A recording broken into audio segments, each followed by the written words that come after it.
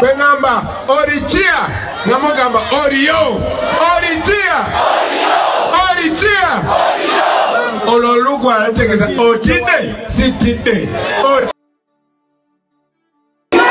orichia orichia pero padano pero wa people power our power alo wachari mwebale muno mwebale barungi mwebale kutugonza mwebale kugonza Uganda amabara gange ne mugamanya kandi kangagarukemu nge ninye Kyagulanyi Sentamu Robert Bobi Wine baba yange nimejimanya ara mwebale muno ekiro kino munyikirize mbaze mu Luganda kuba mbaze mu Luganda aho byonna mbasobola bimalayo kale nnyo kutwagala mwebale nnyo naye ntakagamba kintu kyona kanyiti fasida baramuteeka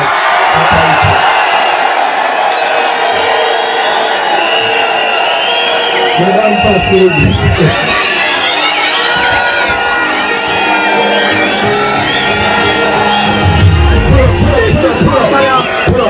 Tereza microphone Fasidi agenda kwogera era kali ya Fasidi linuzire nibanza abantu badoro baliulikize kurungi yongeza microphone Madam Fasidi Mr. President, people power Niwe tawadilize kwa nienda mkole people power na mali people power kaka nsaba nzikiriza abantu bano bakulekere nga obudde bugenze naye ekyokukola manyi bakimanyi wabadde mumanyi nti mugenda kulonda umbrella olaba umbrella kyakola ki olaba umbrella kole ki kale ekyokukola bakimanyi nsaba nkolekera abantu kale gebale bawo kasimayo katono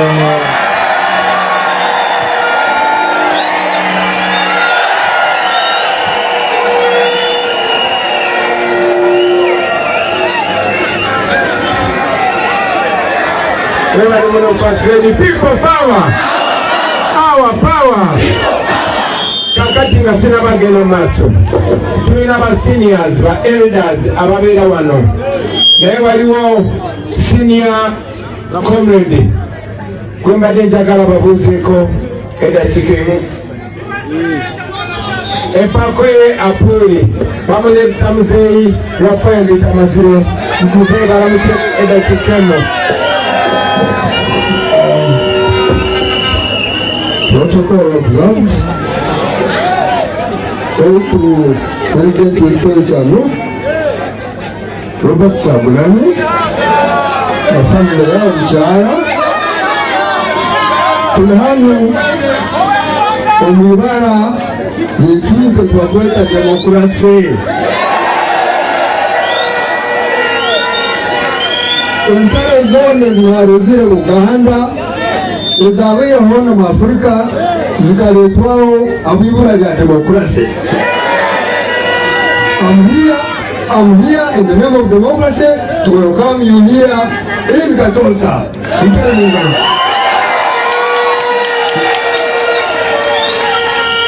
That is a fundamental principle of my leadership.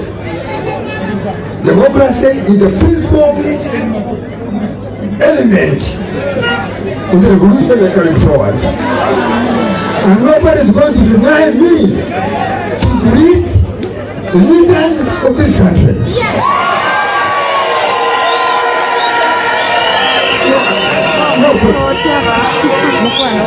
President Uganda since 1958. When I reached Uganda, I was welcomed highly in the whole region, from Masaka to Mukono. My father was a World War I veteran.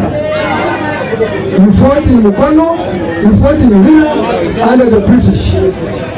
So I'm in Sonko, and I'm therefore wishing you, with your colleagues, a prosperous future and your efforts to lead this country like any other leader has done.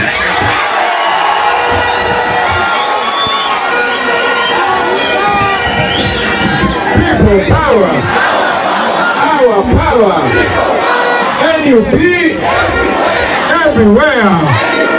People power, our power. Bakyali manyi nti n'obudde bugenze, mwebale kunzikiriza kubaza mu luganda olwaleero, era nze bwe nzija wano ettolo nyina bakyali bange bangi betwakula nabo eyo Kamwokya. One of the missions tuliko okuyunitinga Uganda yaffe, naye nsanyuse nnyo bwe mpulidde muzeeyi wano ng'ayogera ku democracy. Ono muzeeyi yali muto ku nze mu 1980 bwe bagenda mu nsiko okulwana okukyusa eggwanga. It has been 40 years today.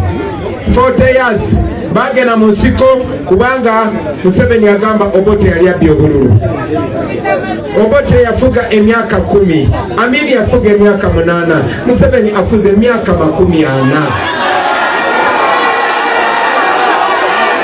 Naye nga sinaba kugenda wala bakyali, you have been watching, mubadde mulabe bigenda maaso. Nze ndi presidential candidate. Electoral Commission emanyi nti nyina campaigninga wano. Electoral Commission yabadde manyi nyina campaigninga Fort Portal yesterday. Enabudde Kampala ku ssaawa 9 ez'ekiro. Bwe twatuuse nga tugenda kutuuka wano Kyenjojo ne bagalawo ekkubo nga tubuzayo short distance about 40 minutes okutuuka Fort Portal, ne bagalawo ekkubo ne batusindika 3.5 hours ne tuvugeyo nga bagalawo ekkubo. Bwe twatuuse yesterday nabadde nyina campaigninga Fort Portal, sa campaigninze bazze ne batukuba emigo ne batukubisa obumu obukuba amasanyalaze ne basiba abakyali bange same thing nga bwe kyebakola gulu. Bafuba nnyo okulaba nti situuka mu bantu n'enjogera nabo. By now nandibadde sisobola kujja kwogera nammwe. Bantu bangi nnyo abanjagala bagamba Bobi oba obireke ogogopowe, naye wulira mumpulikize, naye bwe ntunula nange ndi muntu baboyi bwe bankuba binnuma mwana. Naye when I look behind nendabanga abantu bwe bati bangi, abantu be Fort Portal bangi, abantu be Kyekegwa bangi, abantu be Kyenjojo bangi, and the same story all over the country. Mwabalabye eggulu wadde batukubye bangi, Arua bangi, Masaka bangi, Koboko bangi, ne tugamba tewali kuzikiza. So njagala mumanye, I want you to know, jinze ng'omuntu siri strong, ne bwe tubeera ffenna tubeera strong. Era njagala mumanye jinze siri wanjawulo, ne bwe mbeera nammwe tubeera powerful. Yemmwe maanyi gange, yeffe tuli maanyi g'abantu. Njagala kubasiima, mwebale kujja, mwebale kubeera bagumu, mwebale kubeera manzi. Abasirikale bazze bangi nnyo ne bagalawo ekkubo ne bakuba tiyagasi ne bakuba kibooko, ne bwe tubadde tujjawo Kyenjojo ne bakuba abantu kibooko. Naye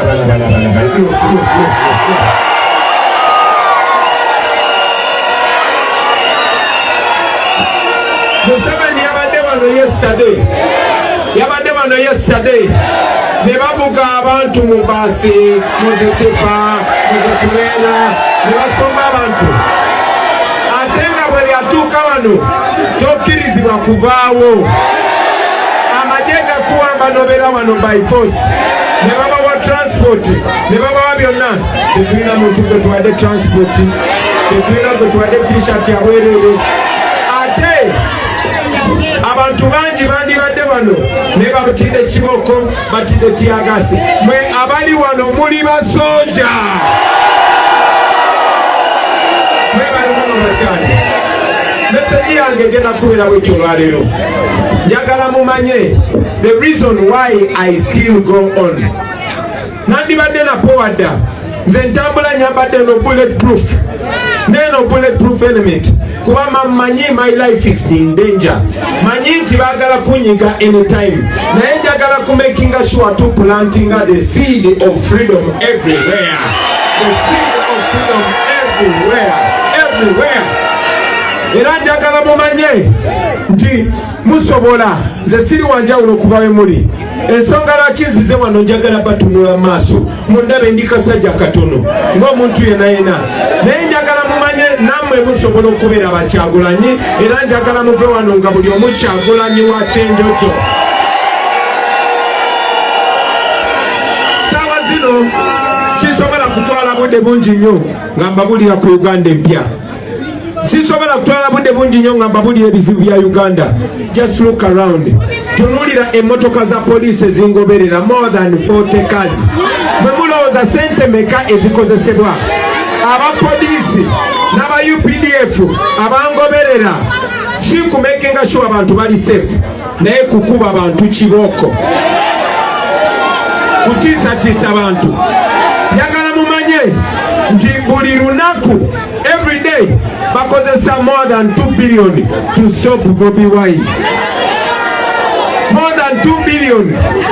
Aba basirikale bemulaba bangoberera all over the country batekamu amafuta bavuga emmotoka naye mu malwaliro tewaliyo ddagala. Mulaba emmotoka z'amagye zingoberera naye amalwaliro tegalina ambulance. So mu Uganda empya ebyo byonna bigenda kukyuka. Museveni yabadde wano simanyi kiki yabadde abagamba. Labayo 40 years after 40 years Museveni abagamba a protecting gains. Naye abantu ba Kyenjojo mulina gains ziri waze mu protecting.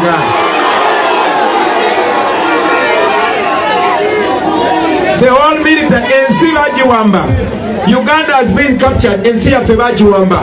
Kati buli kitongole kya gavumenti tekisavinga abantu, kisavinga family emu, kisavinga muntu omu Museveni. The military amagye g'eggwanga galina kubeera nga ga protecting nsi. Abantu tebalina kulaba zino gyeyifanga aba military ne bakwata emundu zikajegere ne bajja n'emundu ezikuba ennyonyi. Kyemugamba bwe munkubisa pistol ya esasi lya pistol terinzita.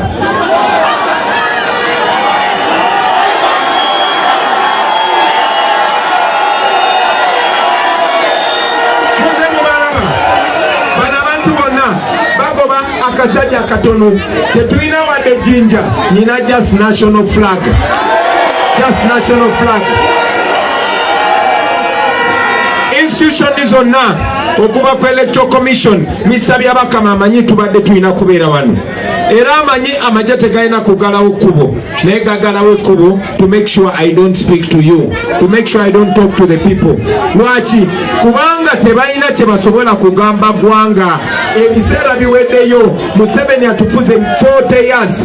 Mwena abali wano bwobanga wali olabyeko ku president wa Uganda omulala nga wali olabye ku gavumenti endala kandaba omukono gwo waggulu. Mwabasinga wano muli bato, nze ndi mukulu wammwe naye nange I was only 4 years. Museveni wawamba ensi yaffe. Kati Museveni alwana n'abazzukulu akaddiye tasobola kutambula bulungi, tasobola yadde kulowooza bulungi. I want to tell you, the people of Kyenjojo, Banange, it is possible. A new Uganda is possible. Mu new Uganda, I am very happy. Okubeera abantu bangi bwe muti, it shows you have already opened your eyes. Kati step number 2, that is step number 1 covered. Step number 2 is unity. Step number 2 is unity. The reason lwaki twogera endimi zonna, ne twogera Lukyoli, ne twogera Lulango, ne twogera Lugwara, ne twogera Lutolo, ne twogera Luganda, ne twogera Lunyankole, because we are one person. Abazungu ba colonialists basobola kutufuga kubanga bakozesa divide and rule. ne Museveni asobodde kutufuka for 40 years kubanga akozesa divide and rule. Ajja nakugamba wadde Bobi Wine kyaliwo, wadde olaba ayogera mazima, wadde byakugamba bituufu, tomulonda kubanga Muganda. Najja nakugamba gwe, najja nagamba kati gwe Mutolo tokolagana na Musoga, gwe Musoga tokolagana na Munyankole, gwe Munyankole tokolagana na Mucholi.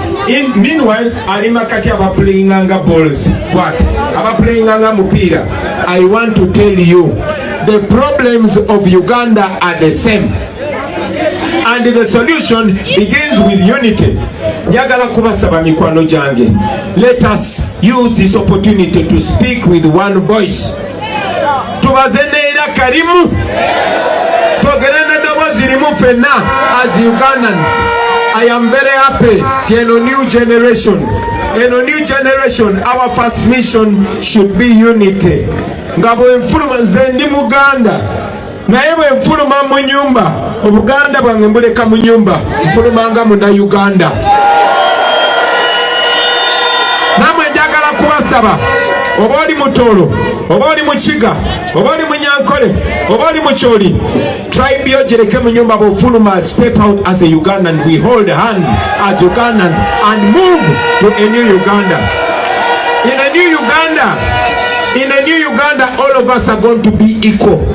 Fena tugenda kubanga twenkanankana, era wagenda kubawo obulinganiza. Mu new Uganda, no matter your tribe, bogenda mu maje, promotion is not going to be according to tribe. Promotion egenda kubeera according to merit. Okufuna omulimu mu government tebagenda kubuuza gwoli wa ggwanga ki, gwani akuzaala. No, it will depend on your qualification and your willingness to work.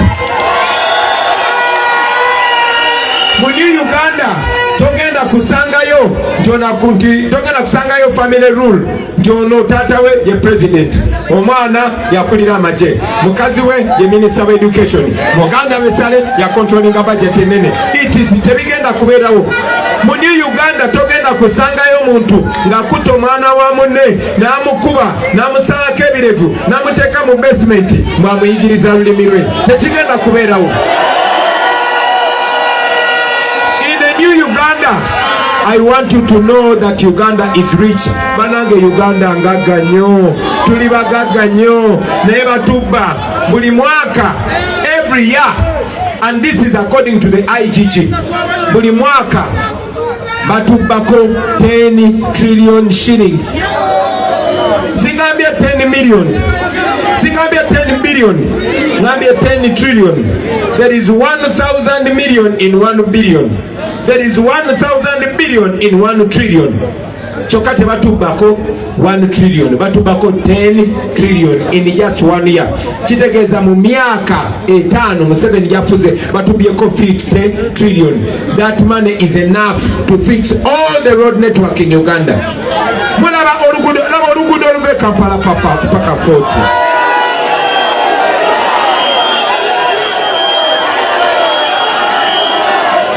Kino kibadde bwe kiti for a longest time. Banange tuli bagagga. Imagine nga mwina president ng'amanyi ensi bw'etambula, kuba ffe tuli same generation. Tuzimba Uganda tuginyumirwe ffe kennyini n'abaana baffe n'abasukulu. Imagine mu myaka 3 tusobola okukola road network yaffe yonna okuva eri Koboko waggulu Atyaka paka wansi, kuva eno paka everywhere in the country, because the money is there. I want you to imagine how Toro will be, especially in terms of tourism. Kakati abavubuka temulina mirimu, abavubuka tebalina mirimu, naye eno Uganda singa mwina president alinga nze, first of all Uganda yonna efukirawo celebrity, tubeera nga Jamaica. Listen, no, byenjogera bituufu. That means the Uganda ebeera #1 destination for the tourists. Kati bwe tubeera n'enguudo ennungi, batourist baba kitwangwira. Njagala omanye nti wano mu Uganda bw'oba ova Fort Portal according to this road oyina ne bw'oba ogenda Nairobi 1 hour Nebo ogenda Rwanda 30 minutes, you have to drive 7 hours from Fort Portal ogende Entebbe olinyenyonye for 30 minutes to say Rwanda. What kind of nonsense is that? Lwaki? Kubanga nze mama wange yangamba edda 50 years ago nga bannayuganda balinnya in the intra flights nga za mugwanga kati kiriwo. Lwaki tewaliwo airport muno nga batourist abalanda nenaja nalandinga 40 nagenda mountains of the moon nalya sente n'abaana ne bafuna sente Uganda nekulakulana. Ebyo Museveni tabirowoozako kubanga mind ya Museveni ya yesterday. Era bajja realistically Museveni bajja okwogera namwe kyasooka okugamba in 1920 in 1940 we are not thinking about yesterday, we are thinking about tomorrow. Njagala mumanye ti in a new Uganda ebintu bino si bizibu nnyo. You don't need to be a professor, you just need to love your country. Tewetaaga kubeera professor, wetaaga kubanga oyagala nnyo ensi yo. Omanye titulina ensi ento, tulina abaana bato, abaana bagezi nnyo. Tutandikira ku ssomero to train them. Bano abaana baffe bano tebalina ku facing the same problems ze tu facinze. Tulina okubeera mu nsi nga abasomesa basasulwa bulungi. Abaana bamwe bakoze ebigezo naye nga tebasomye kubanga abasomesa tebafuna musaala. Abakazi 20 bafa buli nnaku nga bazaala mu Uganda. Ekyo tekirina kubeera bwe kityo.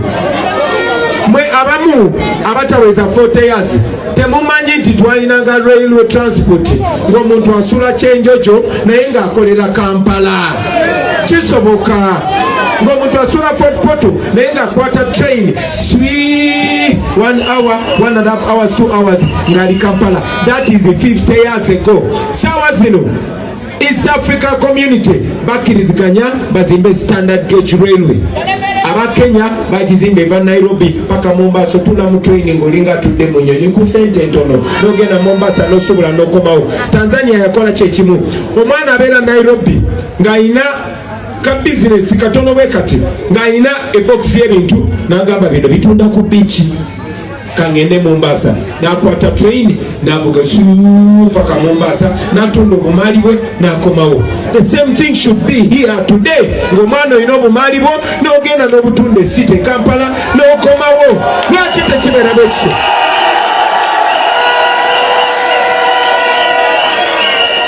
So bino ebintu bye mbagamba bisoboka. I am not dreaming. Zino enguudo zetambulirako baamini be bazizimba. Amasomero ge tulina, amalwaliro ge tulina, Obote yagazimba. Amini yali muyinza only 8 years. Obote yali muyinza only 10 years. Museveni abadde mu buyinza 40 years. Naye mu 40 years, after 40 years ayina kujja kuba kibooko kubanga tayagala twogere nammwe.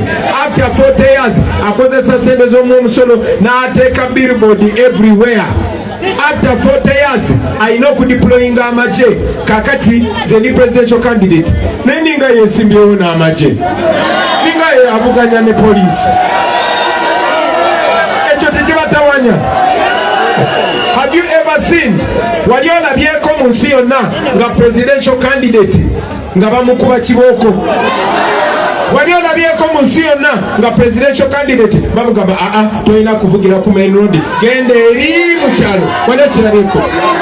Wali okirabyeko nga presidential candidate ng'alina okwambala bulletproof kubanga baagala mutta? So njagala mumanye nti mmwe muli b'amaanyi. Bana Museveni twamuwangula dda, twamuwangula dda. Naye kye tulina okukola kwe kucompletinga. Nze nali boxer nga mubeera mu boxinga, but the most important time is the finishing. Amini yasomesa ababoxer ba Uganda nti bw'oba ogenze mu World Championship nga referee tali ku side yo, ky'olina okukola opponent olina mukuba knock out naye baka wansi nga referee talina kyakola okujjako okuwanika. I am telling you, byabakama tapulaninga kutulangirira. Everything that is happening byabakama abiraba. nga chairperson wa Electoral Commission, he has the power to call out the army and say the military stop doing this or I'll cancel the election. Byabakama yandibadde kikola naye bano abantu wamanga byabakama oyo wa Electoral Commission, byakagaba oyo wa Uganda Police ne byabashaija owa prisons byalese naye abasirikale ba prisons omulimu gwabwe kuba abantu ba Bobi Wine Mbogo. So I want you to know that you the people of Uganda yefe tusinga obungi ate tuvuganya n'abantu abatono nnyo, abantu abatufuga tebawera mitwalo 3. They are not more than 30,000 shillings. Sorry, they are not more than 30,000 people. Aba bantu bebanyigiriza ensi yaffe bagamba ba protecting against zabwe the stolen gains. There is nothing for us to protect. We want to build afresh. So njagala kubasaba mikwano jange ebiro 15 kwezi kwa January, we are going to make a very important decision. We are going to make a very, very important decision. Njagala kubasaba bemumva wano abantu bangi nnyo babatisiza okujja wano n'ateera muze bangi. Njagala kubasaba mugende musending a message out there. Tugenda kulonda nze nesimbyewo mbadde nnerabidde n'obasaba akalulu kabasaba akalulu baboyi mumpa akalulu munonde walai kababulire walai bwe munafuula pulezidenti aya Uganda egenda kubawoomera naye sirinzeka ndine ba comrades ndine muganda wange ono. I'm here with George William and many other candidates.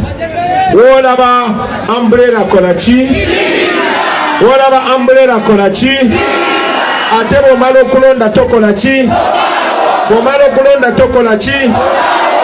Wolaba mwalabye abamaje amateeka gagamba wamaje oyina kubeera civil servant. Civil servant talina kubeera na side naye abasirikale bebakuba abawagizi baffe emboko.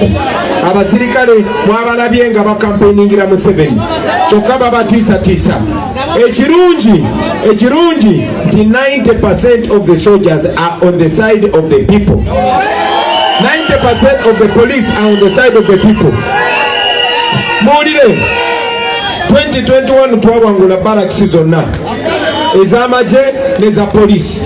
So bano abatono be bano bemulaba bangoberera era bwenva wano bagenda kungoberera mwe mugenda kusigalawo wano.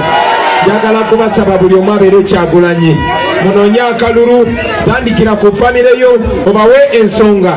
Explain to them why we need a new Uganda. Explain to them why we must unite. Omala okulonda tovaawo bwe bagezaako okukaba mukole ki? Ate mumanyi okukabanja seetaaga kubanyonyola mukimanyi abaana ba 40. Finally nkubasaba bannange, let us unite. But uniting nga Uganda, we speak with one voice and we act with one action. I can guarantee you Uganda is going to change forever. Uganda is going to change forever. Mulaba Kenya tusobola okusanga Kenya in just a matter of 2 years. Kubanga Uganda we have resources. Njagala tukyuse gwanga lyaffe tubeere nga Abachina. Uganda yali ewaddeko obuyambi Dubai ku mulembe gwa Amin. Naye kati abaana baffe bagenda kola bwakadaama e Dubai. Banange Uganda tusobola ogifuula nga Dubai. We have the biggest gold deposit in the world. Yeffe tusinga gold omungi mu nsi yonna. Naye famire ya Museveni etunda gold wa $2 billion every year. Ezo sente baziteeka mu nsawo zaabwe. Bawamba ebirombo ebya gold byonna byonna gwe wali okola kasanda sikyo babagobayo kasanda n'abalala bwe batyo. Bannange obugaga bw'ensi tugenda bweddiisa. Museveni is spending 3.5 billion every day. 3.5 billion shillings every day. Sometimes amala ko olunaku nga yebase nga tamanyi na kigenda maaso ezo ne zigenda. So let us change our country. Basaba 15th January muveyo mulonde ba comrade baffe Musabe George William. Vote for Musabe George William, vote for Majegere, vote for Natukonda Rutekanga. Come here my sister, Terombala, because the woman Terombala. Ibara lyange nyonchere Jacqueline, President yansabira akaruru abantu bafe portraying wena mumpa akaruru. Banange fe bwemutulonda tukujja kuba baservant ti ba boss. Tetugenda kubeera baservant nga imwe ba boss. Era kyo twagala okukyusa the people of Uganda to unite. Ekisembayo banange bwe mulonda umbrella mubeera musayinize release letter ya Dr. Besigye, eya Eddie Mutwe, eya Alex Waiswa Mufumbiro ne ba political prisoner bonna. Uganda tugenda gikyusa. Finally, njagala kubasaba ne bwe mba ngenze bannange temutuula wansi. Do the job that we are doing. Help us continue this job. Kino kyengenda nsaba all the young people of Uganda. I keep asking them to take the matters of Uganda in their own hands. This is not a matter of Kyagulanyi. No. They can imprison me. They can even kill me. So I want you to know that this matter did not start with me and it will not end with me. Take charge of this. Take over the responsibility of your country. If we are many, they cannot stop us. If we can many, even if they imprison one of us, they cannot stop us. I'm speaking this for God and my country. Thank you very much. People power! Our power! NUP! Everywhere! Pedro Padano! Pedro Wa! Pedro Padano! Pedro Wa! People power! Our power! Nebare muno bachari! Nebare! Angirize rukira masaija! Fellow President, twine hano ya munywani wawe yanenda ngo agire kyakugambira then agire n'omukoro gwe yakora.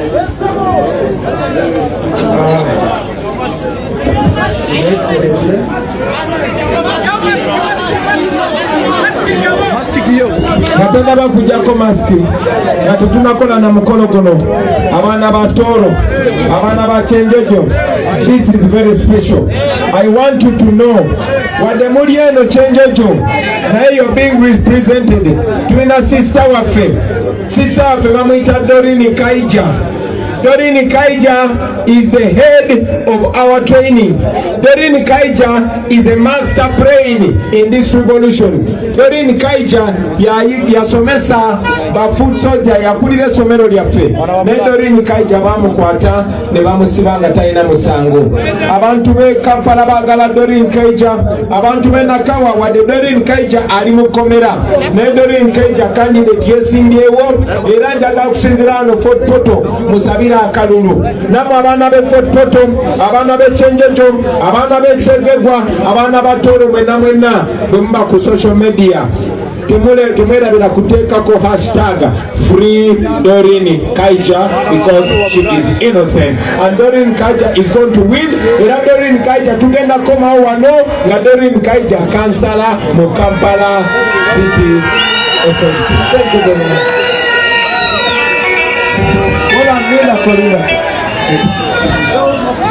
Mulinnya lya Katonda ery'eggwanga Uganda,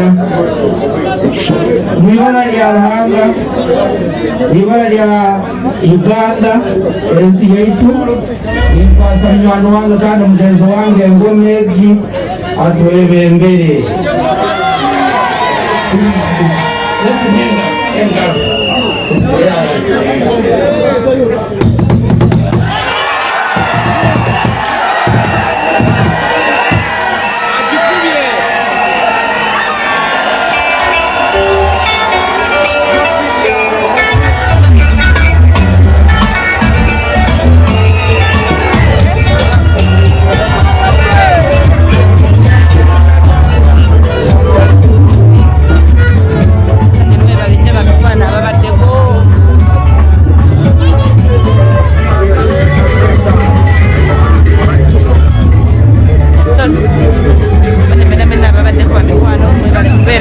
bintu byakatende enkuba etonya siina gondi siina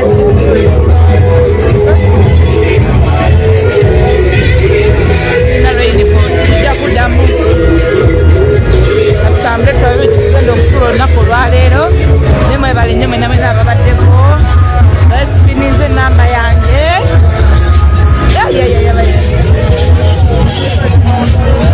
esipininze enamba yange baneero esinafuna bwendi olwaleero nimusezi okukolera waggulu